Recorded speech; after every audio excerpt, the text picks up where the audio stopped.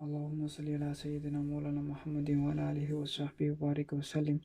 امید ہے تمام سننے اور دیکھنے والے سب خیر خیریت سے ہوں گے۔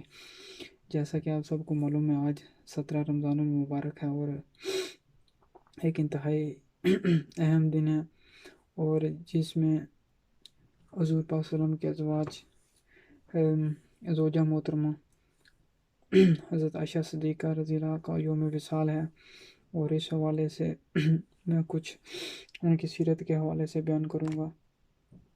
تو ازواج مطہرات میں سے حضرت خدیجۃ الکبریٰ رضی اللہ عنہا کے بعد بقیہ تمام میں حضرت عائشہ صدیقہ رضی اللہ عنہ کو نہایت اعلیٰ و عرفہ اور قابل رشک مقام حاصل ہے۔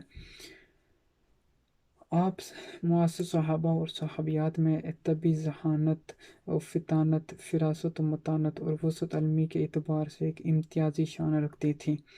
کم و بیش 8,000 صحابہ اور صحابیات نے علمی و فقہی معلومات حاصل کرنے کے لیے آپ سے تلمذ قائم کیا۔ آپ سے مروی احادیث کی تعداد 2,210 ہے۔ آقائے در دو جہاں صلی اللہ علیہ وسلم کی نجی و عائلی زندگی کے احوال و معاملات کو امت تک آپ نے اس احسن انداز سے پہنچایا کہ کوئی گوشہ تشنع نامکمل نہیں رہا۔ آپ رضی اللہ عنہا خداداد، ذہانت، حیرت انگیز حافظہ کی مالک تھی۔ آپ کی روایات سے ہمیں حضور صلی اللہ علیہ وسلم کے سیرت مقدسہ کے ان گوشوں اور پہلوؤں کا پتہ چلتا ہے کہ آپ کی گھریلو زندگی میں تقسیم کار کیا تھی۔ ازواج مطہرات سے آپ کا سلوک کیسا تھا، آپ کی راتیں کیسے بسر ہوتی تھی، آپ کتنا سوتے تھے اور کتنا جاگتے تھے، اور کس قدر رات کو عبادت اور ریاضت کرتے، کیسے ہم کلام ہوتے، کب غصہ ہوتا اور کب خوش ہوتے تھے، وغیرہ وغیرہ۔ شریعت کے بہت سے مسائل جن سے بیشتر خواتین کے متعلق ہیں، وہ آپ سے اور دوسری ازواج مطہرات کے ذریعے ہمیں معلوم ہوئے۔ ام المومنین حضرت عائشہ صدیقہ رضی اللہ عنہا کو فقہی امور پر کامل دسترس حاصل تھی، اور علم کا کوئی گوشہ ایسا نہ تھا جس میں آپ کمال درجے کی معلومات نہ ہوں۔ آپ قرآن پاک کی حافظہ تھیں۔ بڑے بڑے جلیل القدر صحابہ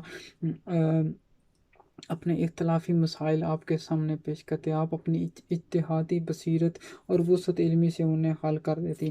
حضرت موسیٰ اشعری رضی اللہ عنہ سے مروی ہے کہ جب بھی ہمیں کوئی علمی مشکل پیش آتی تو آپ کی خدمت میں حاضری دیتے ہیں، آپ رضی اللہ کے بارے میں تسلی بخش معلومات فراہم کر دیتی۔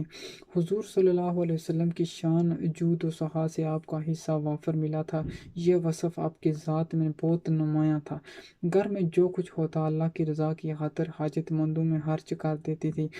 ایک مرتبہ حضرت امیر معاویہ رضی اللہ عنہ نے آپ کی خدمت میں 1,00,000 درہم بھیجے، جو آپ نے سورج غروب ہونے سے پہلے ساری رقم خیرات کر دی اور اپنے لیے کچھ بھی نہ رکھا، حتیٰ کہ اس روز افطاری بھی گھر میں کوئی چیز موجود نہ ہونے کی بنا پر پانی سے اسی طرح سب کچھ ہوتے ہوئے رائے فکر پر گمزن رہیں۔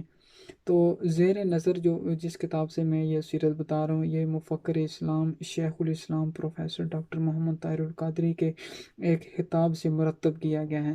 یہ جو کتاب ہے ام المومنین حضرت عائشہ صدیقہ رضی اللہ کی سیرت کے حوالے سے مسلم خواتین کے لیے ایک گراں قدر تحفہ ہے، جس کے مطالعے سے انہیں اپنی سیرت و کردار، اخلاق و عادات آپ کی سیرت کے سانچے میں ڈالنے کا انشاءاللہ داعیہ پیدا ہوگا۔ تو اللہ رب العزت ہمیں اپنی دین کی صحیح فہم اور بصیرت عطا فرمائے، اور دین کی راہ پر جان نثاری اور استقامت کے ساتھ چلنے والوں کی پیروی کی توفیق رحمت فرمائے، آمین بجاہ سید المرسلین۔ تو آگے جو سید عرب و عجم صاحب جود و کرم حضور علیہ الصلوۃ والسلام و تسلیم کی تمام ازواج مطہرات ایک ممتاز شان انفرادیت رکھتی ہیں، اس لیے انہیں عبد العباد تک امہات المومنین کے منفرد خطاب سے نوازا گیا۔ قرآن حکیم ان کی عظمت و بزرگی اور مقام رفیع کا ذکر ان الفاظ میں کرتا ہے۔ قرآن کریم میں آتا ہے، اے نبی کی بیویوں، تم عام عورتوں کی طرح نہیں ہو، اگر تم احتیاط چاہتی ہو تو کسی سے نرم زبان میں نزاکت سے بات نہ کیا کرو، تاکہ وہ شخص جس کے دل میں کسی طرح کی بیماری یا وہ کسی تما میں نہ پڑ جائے، اور دستور کے مطابق حیا سے بات کیا کرو اور اپنے گھروں میں ٹھہری رہو، اور اظہار زینت کر کے زمانہ جاہلیت کے دستور کے موافق مت پھرو۔ تو مذکورہ بالا آیت کریمہ میں اللہ رب العزت اپنی شان ربوبیت کی قسم کھا کر اپنے حبیب و تسلیم کی ازواج سے مخاطب ہو کر اس امر کا اعلان فرماتے ہیں کہ جو عظمت اور رفت اور قدر و منزلت انہیں عطا کی گئی ہے وہ اس جہان آب و عمل میں کسی اور خاتون کے حصے میں آئی ہے اور نہ کبھی تا قیامت آ سکے گی۔ یوں تو اس ممورۂ عرضی میں ام موسیٰ حضرت ام مریم زوجہ فرعون حضرت آسیہ علیہ السلام اور دیگر انبیاء کی پاکیزہ سیرت بیویوں کا اسماء گرامی طہارت و عفت اور حیا و پاکیزگی کے باب میں لیے جا سکتے ہیں، لیکن جو فضیلت نبی اکرم صلی اللہ علیہ وسلم کی نسبت سے جملہ ازواج مطہرات کو نصیب ہوئی اس میں کوئی ان کا ہمسر نہیں، اور وہ بلا شبہ باعث صد افتخار ہیں۔ تو حضرت خدیجہ الکبریٰ رضی اللہ عنہ کی وفات حسرت آیات کے بعد ازواج مطہرات میں جو اعلیٰ و عرفہ و قابل رشک مقام ام المومنین حضرت عائشہ صدیقہ رضی اللہ عنہ کو حاصل ہوا ہے وہ تاریخ اسلام کے صفحات میں آب زریں سے لکھنے کے قابل ہے۔ حضرت عائشہ رضی اللہ عنہ کی اس سماح سیرت کا بیان بلا شک و ریب سیرت النبی صلی اللہ علیہ وسلم کا انتہائی روشن اور تابناک باب ہے۔ حضرت عائشہ رضی اللہ عنہ کا تعلق قریش کے قبیلہ بنو تمیم سے تھا، اور ان کے والد گرامی حضرت ابو بکر صدیق ابن ابی قحافہ اور والدہ ام رومان بنت عامر ہیں۔ ان کی ولادت حضور صلی اللہ علیہ وسلم کی بعثت کے 4 سال بعد ماہ شوال میں ہوئی۔ حضرت عائشہ رضی اللہ عنہ کی کنیت ام عبداللہ اور لقب صدیقہ تھا۔ حضور علیہ السلام نے اپنے مامورترین ساتھی اور حضور اور دوست حضرت ابو بکر رضی اللہ عنہ سے رشتہ سحر قائم کرنے کا فیصلہ کیا اور نکاح کا پیغام بھجوایا۔ چنانچہ ہجرت سے 3 سال قبل شوال میں حضرت عائشہ رضی اللہ کا حضور صلی اللہ علیہ وسلم کے ساتھ رشتہ استوار ہو گیا۔ نکاح کے وقت ان کی عمر 6 سال تھی، لیکن رخصت ہجرت کے 1 سال بعد مدینہ آ کر ہوئی۔ جب وہ حضور علیہ السلام کے حرم میں داخل ہوئیں تو شوال کا مہینہ تھا اور ان کی عمر شریف 9 سال تھی۔ حضرت عائشہ رضی اللہ عنہ کا لقب صدیقہ تھا، لیکن کبھی کبھار حضور علیہ السلام انہیں خمیرہ کہہ کر بھی پکارا کرتے تھے۔ اس سے بیوی بچوں کے نام بگاڑے بغیر انہیں پیار بھرے القاب سے پکارنا مسنون ثابت ہوتا ہے۔ حضرت عائشہ رضی اللہ کی والدہ کا نام زینب اور کنیت ام رومان تھی۔ حضرت عائشہ رضی اللہ کی ولادت حضور علیہ السلام کی بعثت کے 4-5 سال بعد ہوئی۔ اس طرح انہیں ترہ امتیاز حاصل ہے کہ انہوں نے آغوش اسلام میں آنکھ کھولی اور ان کے دامن پر کفر و شرک کی کوئی پرچھائی تک نہ پڑی۔ منفرد حیثیت اور فضیلت کسی اور صحابیہ کو نصیب نہیں ہوئی۔ جب حضرت عائشہ رضی اللہ عنہ حضور صلی اللہ علیہ وسلم کے مبارک عقد میں آئیں تو حضرت سودہ بنت زمعہ رضی اللہ عنہ حضور علیہ السلام سے رشتہ ازدواج میں منسلک ہو چکی تھی، اور یہ فضیلت حضرت سودہ کے حصے میں آئی کہ حضرت خدیجہ رضی اللہ عنہ کے بعد وہ تاجدار مدینہ صلی اللہ علیہ وسلم کے عقد نکاح میں آئیں۔ اسی طرح حضرت عائشہ رضی اللہ عنہ حضور علیہ السلام کے حلقہ زوجیت میں آنے والی تیسری خوش نصیب خاتون تھی۔ یاد رہے کہ خاتون اول حضرت خدیجہ رضی اللہ کی زندگی میں حضور صلی اللہ علیہ وسلم نے کسی اور خاتون سے نکاح نہیں کیا، اور آپ کی ساری اولاد سوائے ایک صاحبزادہ ابراہیم رضی اللہ عنہ کے انہی کے بطن سے ہوئی۔ تو حضرت خدیجہ رضی اللہ عنہ کا انتقال ہوا تو حضرت زینب اور حضرت رقیہ رضی اللہ عنہ کی شادی ہو چکی تھی، جبکہ حضرت ام کلثوم اور حضرت فاطمہ رضی اللہ عنہ کا ابھی نوعمری کا زمانہ تھا۔ حضور علیہ السلام کو گھر کی ذمہ داریاں اور خانگی امور سے عہدہ برآ ہونے کے لیے کسی سلیقہ شعار خاتون کی ضرورت تھی۔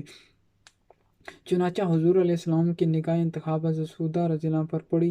نکاح کی تحریک ہوا بنت حکیم کی طرف سے ہونی اور سب سعادت طے ہو گئے، معاملات طے ہو گئے۔ جب حضرت سودہ اور حضرت عائشہ رضی اللہ عنہ کے نکاح کا زمانہ قریب ہے، نکاح کے تقدم کے بارے میں بعض مورخین کے ہاں اختلاف پایا جاتا ہے، تاہم ابن اسحاق کی رائے یہی ہے کہ حضرت عائشہ رضی اللہ عنہ کا نکاح حضرت سودہ رضی اللہ عنہ کے بعد ہوا۔ حضرت سودہ کا پہلا نکاح ان کے چچا زاد سکران بن عمرو سے ہوا تھا، ان کا ہجرت حبشہ کے بعد انتقال ہو گیا تھا۔ بعض روایات میں سکران کے مرتد ہونے کا ذکر ملتا ہے، تاہم بیشتر مورخین ان کے ارتداد سے انکار اور تابعدم آخر ان کے اسلام کا اثبات کرتے ہیں۔ حضرت سودہ رضی اللہ عنہ حبشہ سے مکہ لوٹ آئیں تو کفار و مشرکین نے اسلام چھوڑنے پر مجبور کرنے کے لیے انہیں ظلم و ستم اور جبر و تشدد کا نشانہ بنایا، لیکن وہ مستقل مزاجی سے اسلام پر ثابت قدم رہیں۔ حضور علیہ السلام نے تالیف قلب کے لیے حضرت سودہ رضی اللہ عنہ سے نکاح کر لیا، تو اس طرح وہ حضور علیہ السلام کے حرم میں شامل ہو گئے۔ حضرت سودہ رضی اللہ عنہ نے طویل عمر پائی اور کو پہنچ کر ان کی قوت سماعت کمزور ہو گئی، یہاں تک کہ عمر کے آخری حصے میں بحری ہو گئی۔ ان کی سن وفات پر مورخین کا اختلاف ہے۔ واقدی نے ان کی وفات کا سال 54 ہجری بیان کیا ہے، جو کہ حضرت امیر معاویہ رضی اللہ عنہ کا عمر کا زمانہ خلافت ہے۔ روایات کے مطابق بعض وجوہات کی بنا پر حضور علیہ السلام نے انہیں طلاق رجعی دے دی، جو ان کے اصرار پر کہ میری بس اتنی ہو سکے مجھے شرف زوجیت سے محروم نہ کیا جائے، تاکہ قیامت کے دن میرا شمار بھی آپ کے ازواج میں ہو۔ آپ صلی اللہ علیہ وسلم نے طلاق رجعی واپس لے لی اور انہیں واپس اپنے گھر لے آئے۔ حضرت عائشہ رضی اللہ عنہ کے حضور اکرم صلی اللہ علیہ وسلم کے ساتھ وفات کا زمانہ 9 برس پر محیط ہے۔ وہ 9 برس کی عمر میں آپ کے پاس ہوئی اور جب انتقال ہوا تو ان کی عمر 18 سال تھی۔ حضرت عائشہ رضی اللہ عنہ کا انتقال 17 رمضان المبارک 57 ہجری کو ہوا۔ آپ کی نماز جنازہ رات کے وقت حضرت ابو ہریرہ رضی اللہ عنہ نے پڑھائی۔ حضرت عائشہ رضی اللہ عنہ فرماتی ہیں کہ جب حضور علیہ السلام کا وصال ہوا تو ایک لمحے کے لیے مجھے اندازہ ہوا کہ کتنا سانحہ عظیم پیش آیا، جب احساس ہوا کہ کتنی بڑی نعمت چھن چکی ہے تو میرے ضبط کے بندھن ٹوٹ گئے اور میں اتنا ٹوٹ کر روئی کہ میری گریہ وزاری تھمتی ہی نہ تھی، یہ کیفیت دیر تک برقرار رہی۔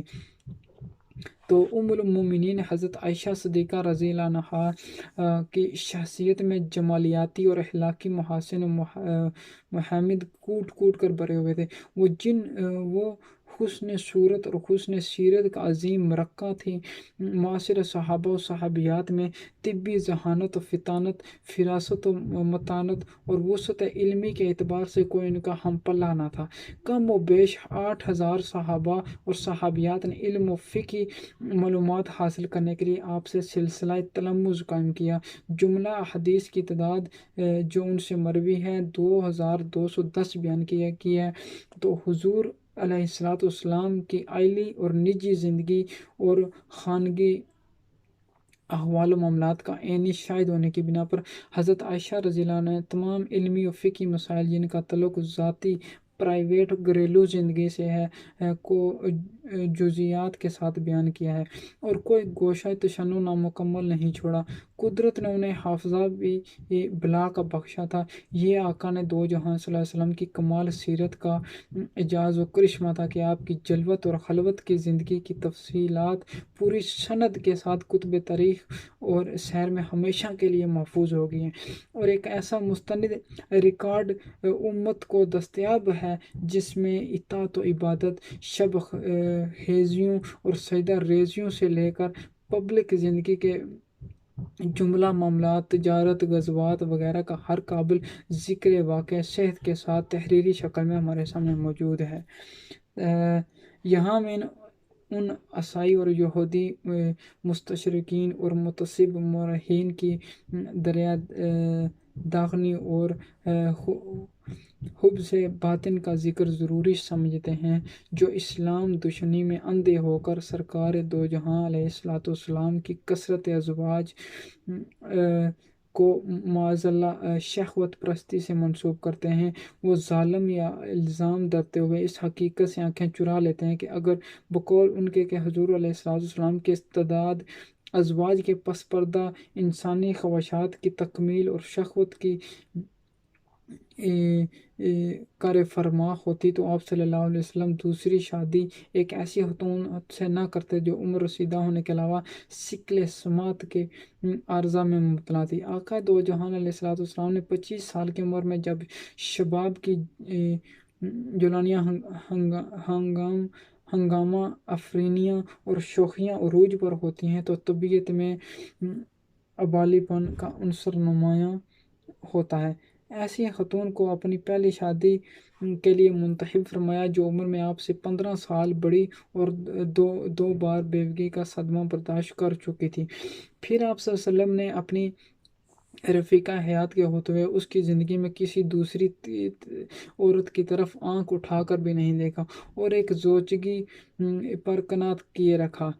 اور جیسا کہ ہم اوپر ذکر کر کے آئے ہیں کہ حضور علیہ السلام وسلم کے ازواج مطہرات آپ کی نجی زندگی میں معلومات حاصل کرنے کا ایک وقی اور معتبر ذریعہ ہیں، تو آپ کی نجی زندگی کا عینی شاہد اور خلوت میں انتہائی قریب ہونے کے باعث انہوں نے کوئی ضروری پہلو اور گوشہ ایسا نہیں چھوڑا جو تعلیم امت کے لیے بعد میں آنے والی نسلوں کو تمام و کمال منتقل نہ کیا ہو۔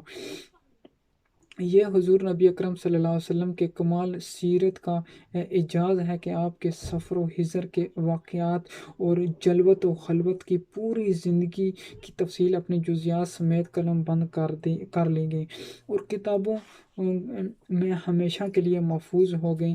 اس مستند تاریخ ریکارڈ کو ہم تک پہنچانے میں حضور علیہ السلام کی ازواج مطہرات نے مؤثر اور فعال کردار ادا کیا۔ اگر وہ نہ ہوتی تو امت معلومات کے پیش یا خزانے اور شریعت مطہرہ کے بہت بڑے ماخذ سے محروم ہو جاتی۔ آقا دو جہاں علیہ الصلوۃ والسلام کے ازواج مومنوں کی مائیں ہونے کے ناطے دوسروں پر فضیلت و فوقیت رکھتی ہیں کہ انہوں نے حضور علیہ السلام کا محرم راز ہونے کی بنا پر آپ کے گھریلو احوال، عائلی زندگی کے پوشیدہ گوشے، شب و روز کی کیفیت اور معاملات کمال دیانت و امانت کے ساتھ سینہ بسینہ دوسروں کو منتقل کر دیے۔ ان میں حضرت عائشہ رضی اللہ عنہ کو خدا داد ذہانت اور حیرت انگیز قوت حافظہ کے باعث روایات احادیث میں ایک قابل رشک اور بلند و عرفہ مقام حاصل ہے۔ ان کے ذریعے ہمیں یہ جاننے کا موقع ملا کہ حضور علیہ السلام صلی اللہ علیہ وسلم کے گھر میں تقسیم اوقات کیا تھی، بیویوں سے آپ کا سلوک کیسا تھا، آپ کی راتیں کیسے بسر ہوتی تھی، آپ کتنا سوتے اور کتنا جاگتے تھے، کیسے ہم کلام ہوتے تھے، کب غصہ آتا تھا اور کب خوش ہوتے، وغیرہ وغیرہ۔ اس طرح شریعت کے بہت سے مسائل جن کا جاننا بہت ضروری ہے اور جن میں سے بیشتر عورتوں سے متعلق ہیں، ہمیں معلوم ہو گئے۔ تعداد ازواج کی جہاں اور بھی بہت سی حکمتیں ہیں، وہاں ایک حکمت یہ بھی ہے کہ حضور علیہ الصلوۃ والسلام کے ازواج مطہرات سیرت پاک کے یہ گوشے بیان نہ فرماتی تو بہت سی باتیں جو آج شریعت اسلامیہ کا ماخذ قرار پائی ہیں صیغہ راز میں رہتی اور متعدد فقہی مسائل اسی طرح رہتے، حل نہ ہوتے۔ تو حضرت عائشہ صدیقہ رضی اللہ عنہ کی ذہانت و فطانت اور علمی استعداد مسلمہ تھی۔ انہوں نے عرب تاریخ، ادب اور شاعری، مروجہ قوانین اور طب جیسے متنوع معاملات کے بارے میں حیرت انگیز آگاہی حاصل کی تھی۔ فقہی امور پر کامل دسترس تھی اور علم کا کوئی گوشہ ایسا نہ تھا جس کے بارے میں انہیں کمال درجے کی معلومات نہ ہوں۔ وہ قرآن پاک کی حافظہ تھیں۔ بڑے بڑے جلیل القدر صحابہ اپنے اختلافی مسائل ان کے سامنے پیش کرتے اور وہ اپنی اجتہادی بصیرت اور وسعت علمی سے انہیں حل کر دیتی۔ بے شمار صحابہ اور صحابیات کا شمار ان کے تلامذہ میں ہوتا ہے۔ حضرت عائشہ صدیقہ رضی اللہ عنہ فقہی شرعی مسائل کے بارے میں فتوے بھی دیتی تھیں۔ غرض یہ کہ انہوں نے ہر اعتبار سے بھرپور عملی زندگی بسر کی اور مختلف معاملات میں جن کا تعلق سیاسی، دینی اور معاشرتی پہلوؤں سے تھے، امت کی رہنمائی فرمائی۔ حضرت عائشہ رضی اللہ عنہ کی بصیرت اور معاملہ فہمی اپنی مثالیں تھی۔ انہیں بہت سے امور میں عین الیقین کا درجہ حاصل تھا۔ تو ایک روایت میں مذکور ہے کہ ایک دفعہ مدینہ منورہ سخت قحط سالی کی زد میں آ گیا تو طویل عرصے تک بارشیں نہ ہوئیں۔ تو صحابہ نے نماز استسقاء اور نوافل ادا کیے، گڑ گڑا کر عاجزی اور تضرع سے دعائیں مانگیں، لیکن وہ دور دور تک بارش کے کوئی آثار نہ تھے۔ خشک سالی سے فصلیں سوکھ گئیں، انسان، جانور، مویشی پریشان اور زب و حال تھے۔ ہر چیز پر مردانی اور زردی چھائی ہوئی تھی۔ مصیبت و ابتلا کے اس عالم میں لوگ جمع ہو کر حضرت عائشہ صدیقہ رضی اللہ عنہا کی خدمت میں حاضر ہونے اور عرض کرنے لگے کہ ہماری خستہ حالی کا کوئی دعویٰ کیجیے۔ تو حضرت عائشہ رضی اللہ عنہ نے فرمایا کہ پریشان ہونے کی چنداں ضرورت نہیں۔ از آقا نے دو جہاں صلی اللہ علیہ وسلم سے استمداد کے لیے آپ کے مزار قدس پر حاضری دیں اور حجرے کی چھت میں سوراخ کر دیں۔ جب آسمان اور روضہ مبارک کے درمیان کوئی چیز حائل نہ ہوگی تو اللہ کی رحمت کا نزول ہو جائے گا۔ چنانچہ ایسا ہی کیا گیا۔ روایت میں ہے کہ حجرہ مبارک میں سوراخ کرنے کی دیر تھی، بادل امڑ کر آ گئے اور اتنی موسلا دھار بارش ہوئی کہ عرب کی تاریخ میں اس کی مثال نہیں ملتی۔ جب بارش کا سلسلہ طول پکڑ گیا تو حجرہ مبارک کی چھت کے سوراخ کو دوبارہ بند کر دیا گیا۔ تو حضرت عائشہ صدیقہ رضی اللہ عنہا عبادت گزار، تقوی اور زہد میں بلند مقام رکھتی تھیں۔ زاہدہ اور عابدہ ہونے کے علاوہ وہ بلا کی سخی اور فیاض تھیں۔ حضرت عمر فاروق رضی اللہ عنہ نے ان کے گزر اوقات کے لیے گزارا الاؤنس مقرر کر رکھا تھا، لیکن آپ کو جو کچھ ملتا وہ دریا دلی سے مستحقین میں لٹا دیتی۔ ایک دفعہ مال غنیمت میں ہزاروں درہم ملے تو آپ نے خادمہ سے کہا کہ وہ سارا مال خدا کی راہ میں تقسیم کر دیں۔ اسی دن آپ روزے سے تھی۔ جب افطار کا وقت آیا تو خادمہ کہنے لگی کہ اے ام المومنین، میں نے سب کچھ اللہ کی راہ میں خرچ کر دیا، اب افطار کے لیے کھجور کا ایک دانہ تک نہیں ہے۔ تو آپ نے شکر اور صبر کے ساتھ سادہ پانی سے روزہ افطار کر لیا۔ یہ کریمانہ اور سخاوت و فیاضی کے مظاہر حضور نبی اکرم صلی اللہ علیہ وسلم کی سنت مبارکہ کے اتباع کا آئینہ دار تھے۔ وہ دیکھ چکی تھی کہ آپ بھی ایسے موقعوں پر سخاوت و فیاضی کے دریا بہا دیتے تھے، جب تک راہ خدا میں درہم و دینار لٹا نہ دیتے، بستر پر آرام کے لیے نہ جاتے تھے۔ تو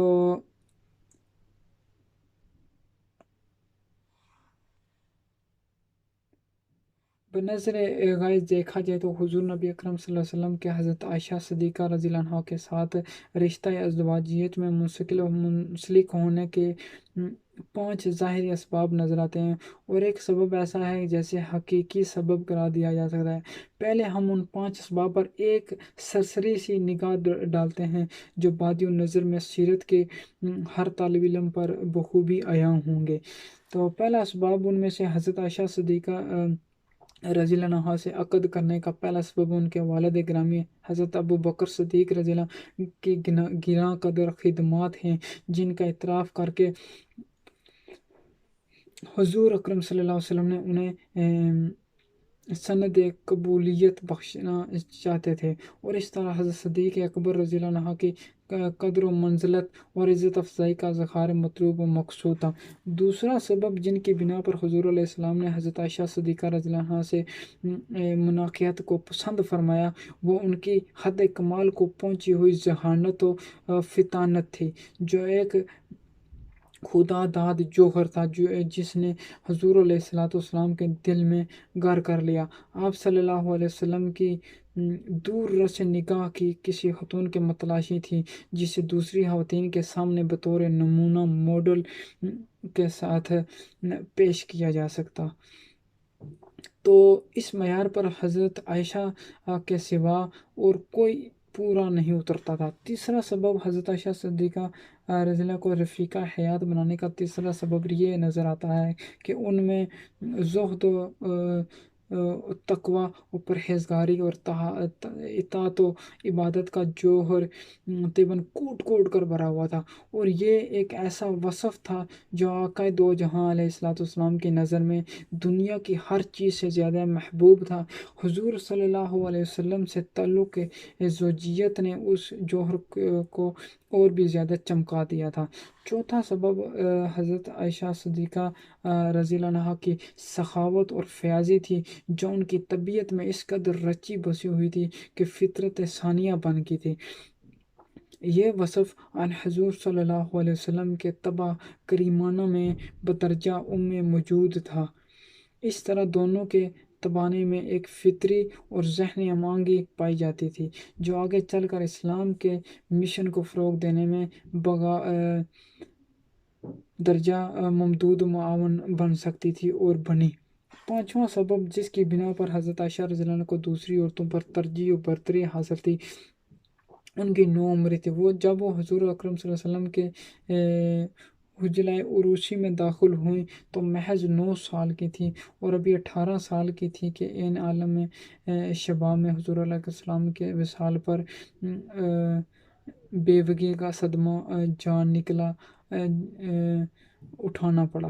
اس کم عمری میں جب وہ حضور علیہ السلام کے حرم میں آئیں تو ان کی شخصیت ابھی نامکمل ہونے کے باعث کسی سانچے میں نہ ڈلی تھی۔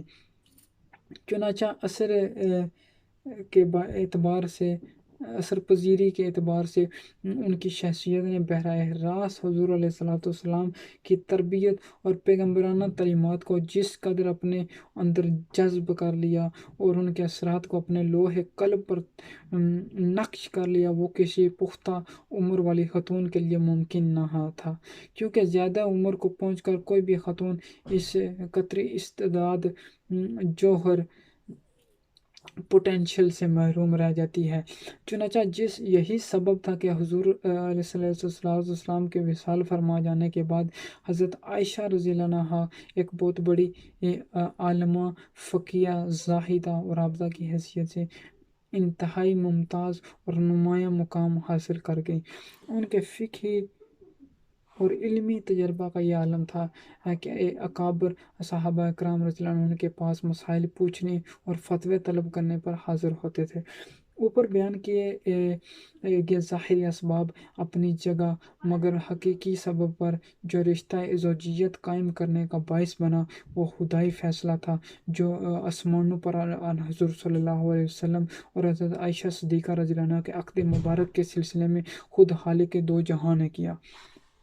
تو آقا دو جہان علیہ السلام کی تعلیم و تربیت اور فیضان نبوت کا اثر تھا کہ علم کے اعتبار سے حضرت عائشہ رضی اللہ عنہا کو وہ مقام حاصل ہو گیا کہ دیگر ازواج و مطہرات میں وہ ممتاز و یگانہ حیثیت کی مالک نظر آتی ہیں۔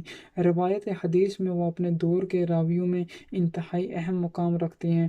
تقابلی جائزہ لینے سے پتہ چلتا ہے کہ امہات المومنین میں حضرت سودہ رضی اللہ عنہا سے 5، حضرت حفصہ رضی اللہ عنہ سے 7، حضرت زینب علیہ السلام سے 11، حضرت ام حبیبہ رضی اللہ عنہ سے 65، حضرت ام سلمہ رضی اللہ عنہ سے 379، حضرت جبیریہ رضی اللہ عنہ سے 7، حضرت میمونہ رضی اللہ عنہ سے صرف 6 حدیثیں مروی ہیں۔ یہ تمام ازواج مطہرات اور ان کی مرویات ایک طرف، اور دوسری طرف تنہا حضرت عائشہ رضی اللہ عنہ کی سے روایت کی جانے والی حدیث کی تعداد معتبر روایات کے مطابق 2210 تک پہنچی ہے۔ بعض محتاط حضرات نے ان کی تعداد 1000 بیان کی ہے۔ کچھ بھی ہو، بہرحال یہ سب کچھ حضرت عائشہ رضی اللہ عنہا کی علمی، فقہی اور ذہنی بصیرت کا آئینہ دار ہے، جسے حضور علیہ السلام کے خصوصی فیضان نبوت نے جلا بخشی تھی۔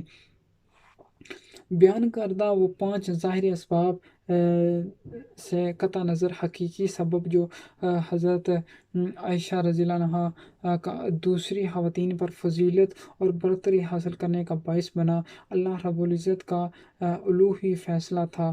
حضرت عائشہ رضی اللہ عنہا روایت کرتے ہیں کہ حضور صلی اللہ علیہ وسلم نے فرمایا کہ عقد سے 3 دن پہلے مجھے جبرائیل امین علیہ السلام عائشہ کا روپ دھارے خواب میں نظر آئے۔ مسلسل 3 راتیں خواب میں یہ منظر دکھایا گیا تو حضور علیہ السلام نے استفسار فرمایا کہ یہ کون ہے؟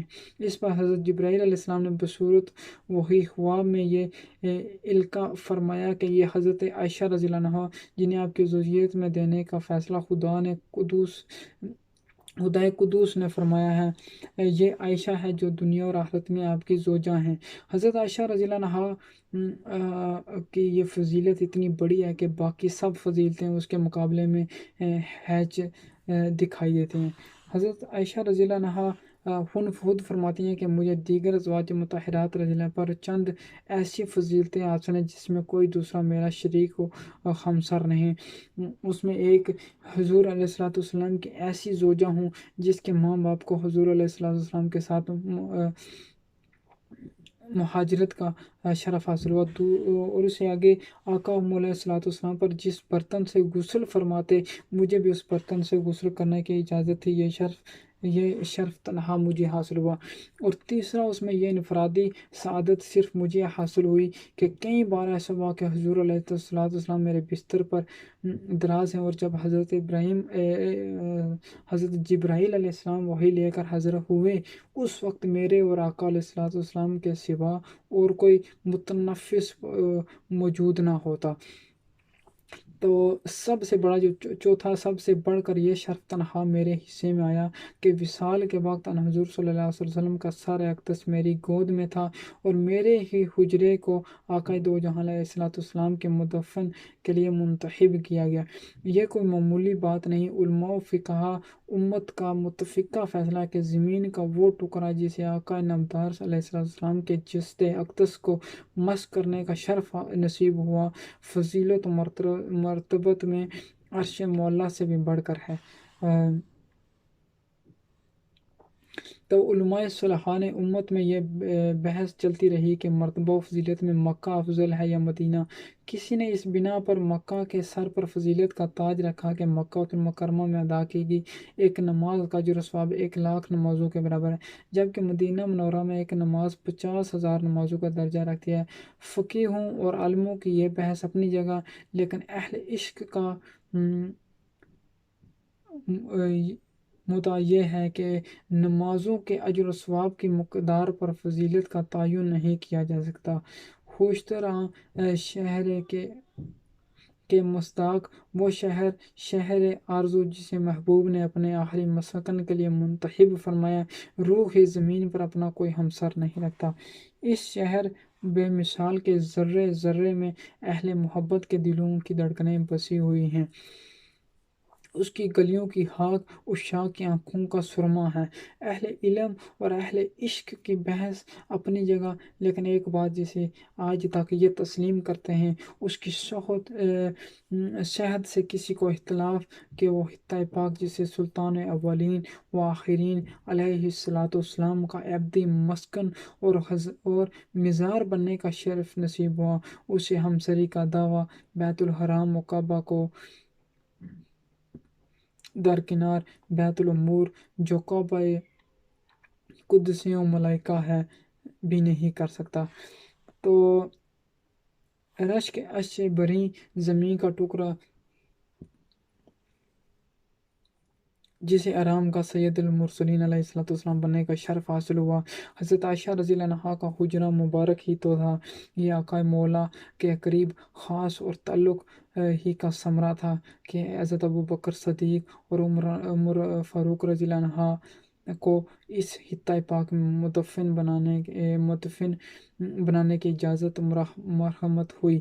اور اس کا یہ مطلب ہرگز ہرگز نہیں ہے کہ حضرت عثمان غنی اور حضرت علی رضی اللہ شیر ودان ہوا، جن کے مدفن جنت البقیع اور نجف اشرف میں فضیلت و شرف میں کسی طرح کم ہیں، اور یہ بات بھی نہیں کہ وہ قریب والوں کو تو نوازتے ہیں اور دور والوں کو اپنی توجہ کے فیضان سے محروم رکھتے ہیں۔ نہیں نہیں، مہر عالمتاب رسالت کی کرنیں دور و نزدیک کو یکساں مستانس و مستفیض کرتی ہیں۔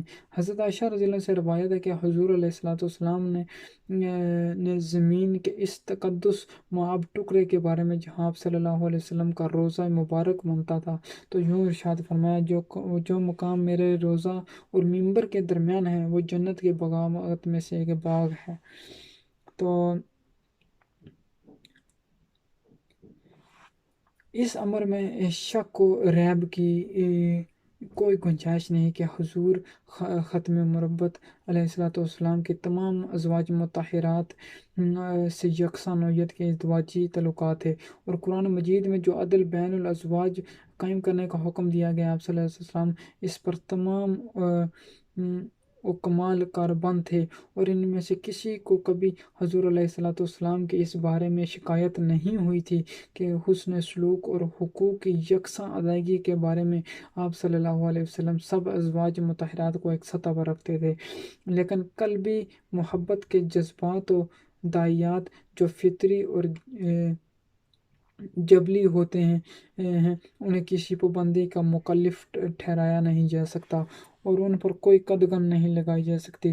قلبی محبت اور وابستگی کے اعتبار سے جو مقام حضرت عائشہ صدیقہ رضی اللہ عنہا کو نصیب ہوا وہ شاید کسی اور کے حصے میں آیا ہوگا۔ تو یہ نصیب اللہ اکبر لوٹنے کی جائے ہے۔ حضور علیہ الصلوۃ والسلام کو حضرت عائشہ صدیقہ رضی اللہ عنہا سے جو خصوصی جذباتی لگاؤ اور قلبی تعلق تھا، اسے دیکھ کر بعض ازواج مطہرات کبھی کبھی رشک امیز جذبات، ملکی ازواجی سکھرنجیوں کو پیدا ہو جانا غیر فطری اور بعد از قیاس بات نہیں ہے۔ حضرت عائشہ صدیقہ رضی اللہ عنہا سے متعلق روایت میں مذکور ہے کہ ایک مرتبہ ازواج مطہرات نے حضرت ام سلمہ رضی اللہ عنہا کو اپنا ترجمان بنا کر حضور اکرم صلی اللہ علیہ وسلم کی خدمت اقدس میں بھیجا۔ انہوں نے آپ صلی اللہ علیہ وسلم کے سامنے سب کے دلی محسوسات کھول کر بیان کر دیے اور پوچھا کہ حضرت عائشہ میں وہ کون سی خصوصیت اور انفرادیت ہے کہ انہیں ہم سب سے زیادہ قلبی لگاؤ اور محبت کا مستحق اور سزاوار سمجھا جاتا ہے، تو ہمیں ان کے مقابلے میں نسبتاً کم تر حیثیت اور مقام دیا جاتا ہے۔ روایت میں کہ حضرت سلمہ رضی اللہ عنہ نے جوش وکالت میں حضرت عائشہ رضی اللہ عنہ کے بارے میں کچھ سخت اور سست کلمات بھی کہہ دیے جو حضور علیہ السلام کے ناگوار لگے۔ آپ صلی اللہ علیہ وسلم نے برداشت و تحمل سے سب باتیں سنی اور فرمایا، جو عائشہ کو اذیت و تکلیف دیتا ہے وہ دراصل مجھے اذیت و تکلیف دیتا ہے۔ حضرت ام سلمہ رضی اللہ عنہا یہ جواب سن کر واپس آ گئی اور جو کچھ سنا تھا سب کو اس سے مطلع کر دیا۔ اس بار ازواج مطہرات نے صلاح و مشورہ سے حضرت فاطمہ زہرا رضی اللہ عنہا کو اس لاڈ پیار اور خصوصی تعلق کی بنا پر جو انہیں حضور اکرم صلی اللہ علیہ وسلم کے ساتھ تھا اپنا نمائندہ بنا کر آپ کے پاس اس معاملے کو دوبارہ اٹھانے کے لیے بھیجا، تو انہوں نے وہی باتیں انہوں نے دوبارہ بیان کر دی جو حضور علیہ السلام فرمانے لگے، بیٹی فاطمہ کیا تو اس سے محبت نہیں کرتی جس سے تیرا باپ محبت کرتا ہے؟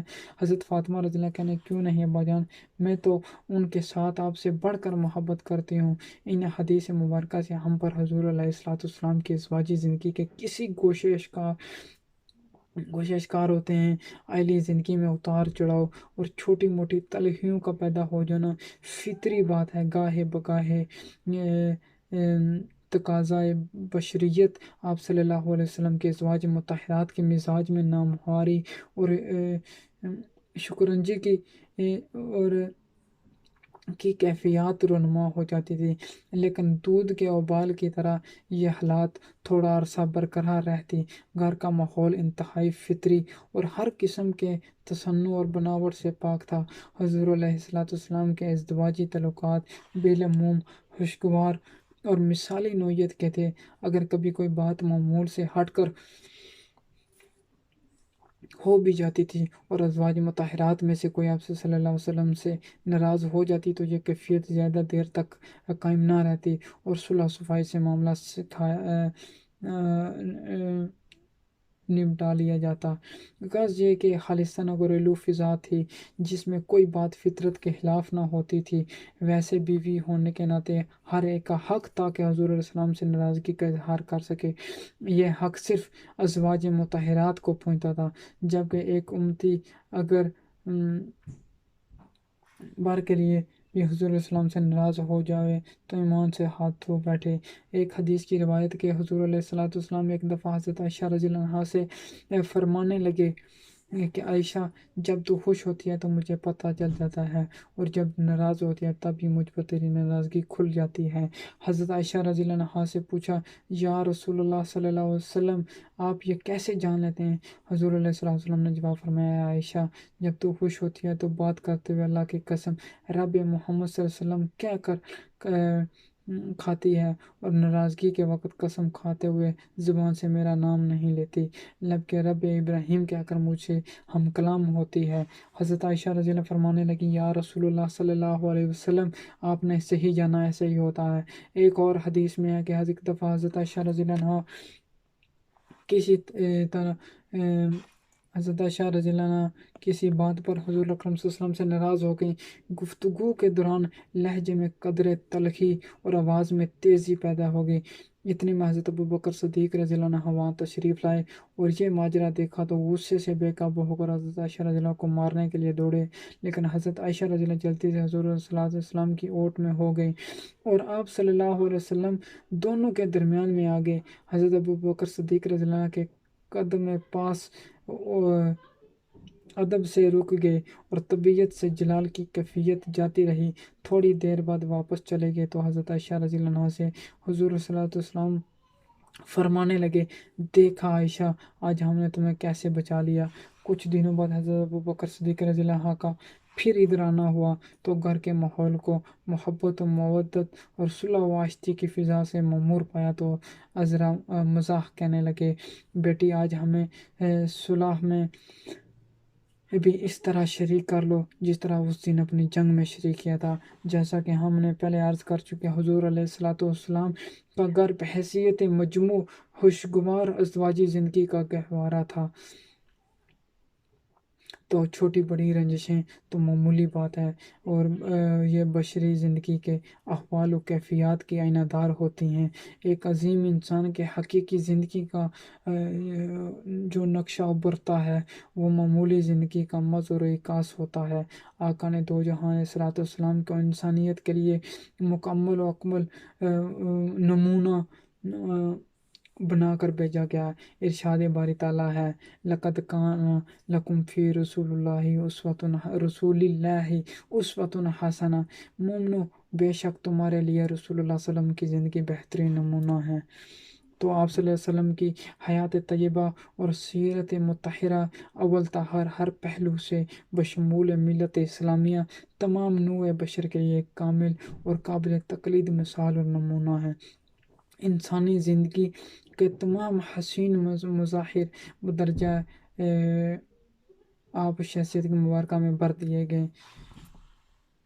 تو حضرت عائشہ رضی اللہ عنہا کی حضور صلی اللہ علیہ وسلم کے ساتھ شادی نو عمری میں ہی ہو گئی تھی، اور عام بچیوں کی طرح ان کا گڑیوں سے کھیلنے کا شوق ابھی پورا نہ ہوا تھا۔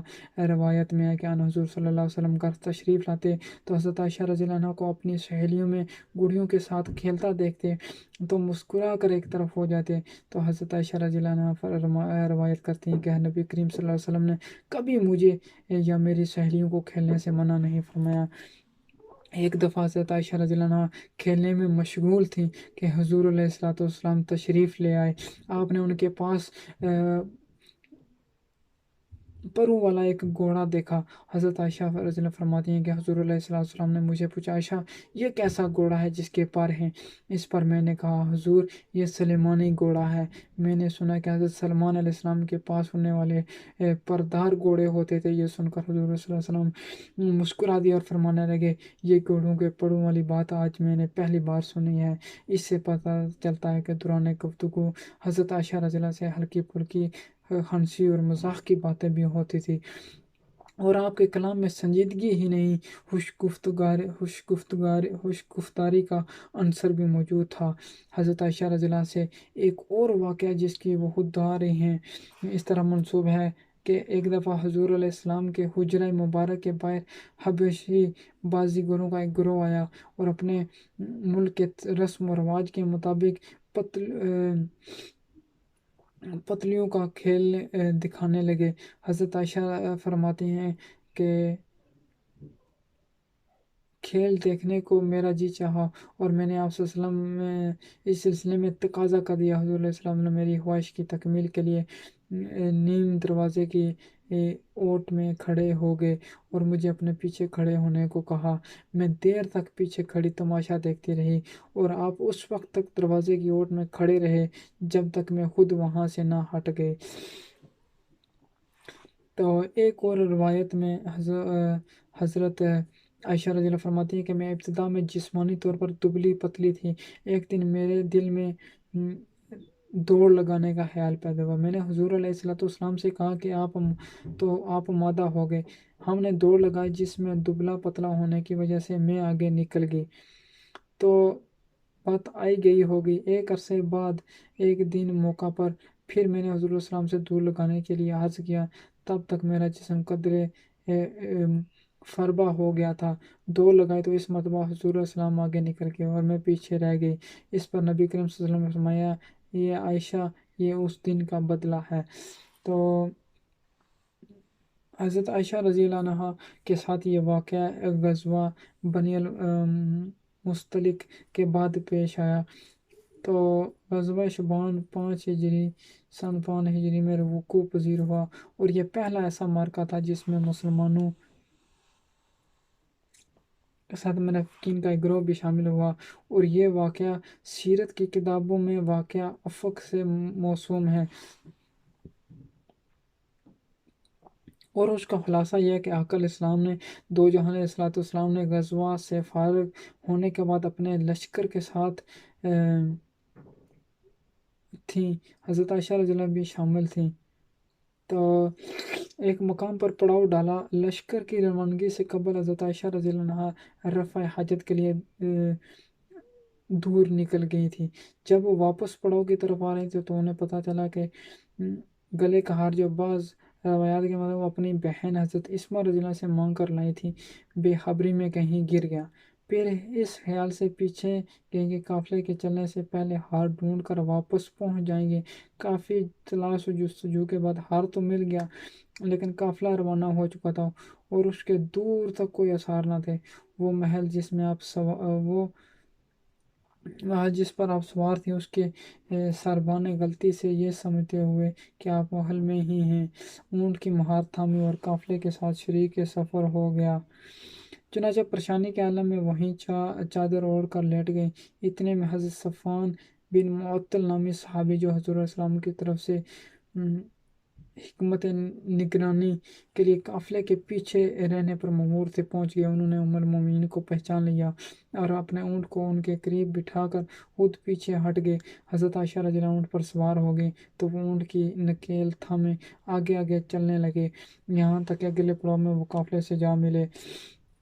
तो राइसुल मुनाफिकीन अब्दुल्ला बिन अबी जिसका तख्त इक़्तिदार हुज़ूर सल्लल्लाहु के मदीना में आमद से छिन चुका था, वो दर पर्दा आपसे सख्त बुग़्ज़ व अदावत रखता था और हसद की आग में जलता रहता था। उसके इस बारे में खबर हुई तो इस बदबख्त ने इफ़्फ़त व हया की पैकर हज़रत आयशा रज़ियल्लाहु अन्हा पर ज़बान दराज़ी और बहतान का सिलसिला शुरू कर दिया और ये मशवरा दिया कि वो बाइस्मत नहीं रहीं। कुछ सादा लोग मुसलमान में उसके दाम फ़रेब में आ गए और आपस में चहमगोइयाँ करने लगे, जिससे मुनाफिकीन मदीना को इनके खिलाफ़ طوفان بدتمیزی کھڑا کرنے کا موقع مل گیا۔ حضور علیہ السلام کے اسلام فطری طور پر اس اتہام بازی پر ملول دل گرفتہ ہوئے، لیکن آپ نے مصلحتاً سکوت اختیار فرمایا۔ اس ناحق بدنامی سے حضرت عائشہ رضی اللہ عنہ بیمار پڑ گئیں اور حضر اور ازدہ پہلے ہی تھی۔ عرض کرنے لگی آقا اگر اجازت ہو تو کچھ دنوں کے لیے میں اپنے والدین کے ہاں چلی جاؤں۔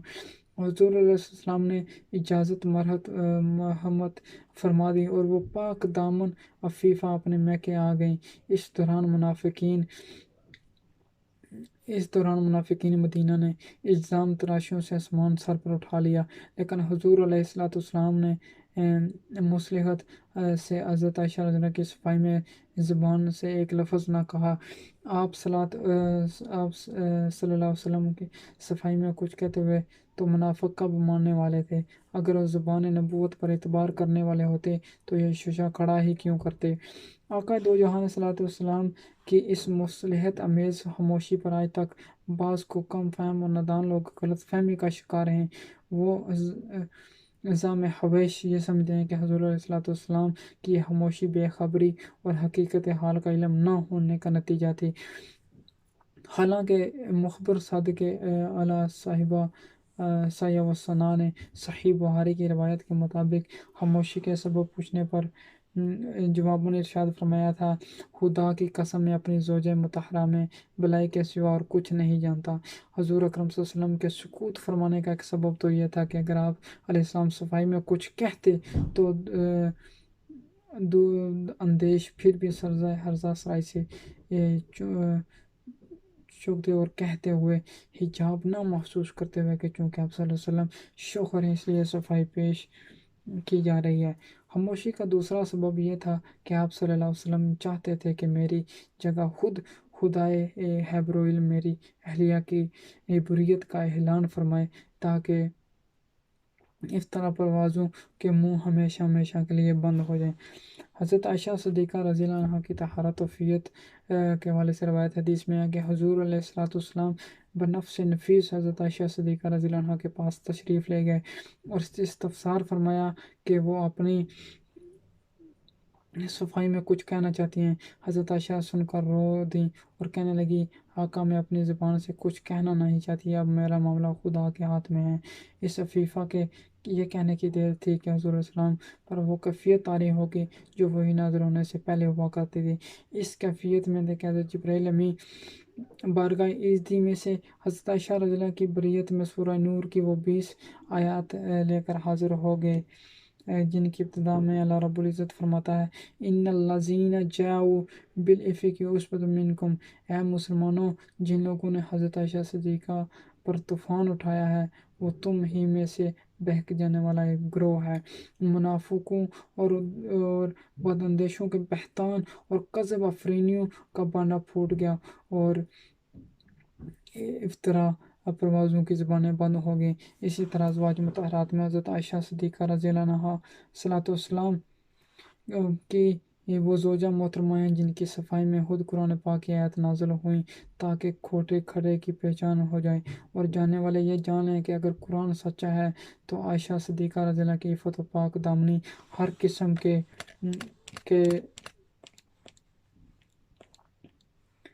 شک و شبہ سے بالا تر ہے۔ تو اسی حوالے سے جو میں نے بیان کیا ہے حضرت عائشہ صدیقہ رضی اللہ عنہ کی سیرت کے حوالے سے، تو اللہ تعالیٰ سے دعا ہے، اللہ رب العزت سے دعا ہے کہ اپنے دین کی صحیح فہم اور بصیرت عطا فرمائے اور دین کی راہ پر جان نثاری اور استقامت کے ساتھ چلنے والوں کی پیروی کی توفیق و مرحمت فرمائے، اور اللہ تعالیٰ سے دعا ہے کہ اللہ تعالیٰ ہمیں نیک اور باعمل بنائے اور حضور پاک صلی اللہ علیہ وسلم کی سیرت پر چلنے کی توفیق عطا فرمائے۔ وآخر دعوانا ان الحمد للہ رب العالمین۔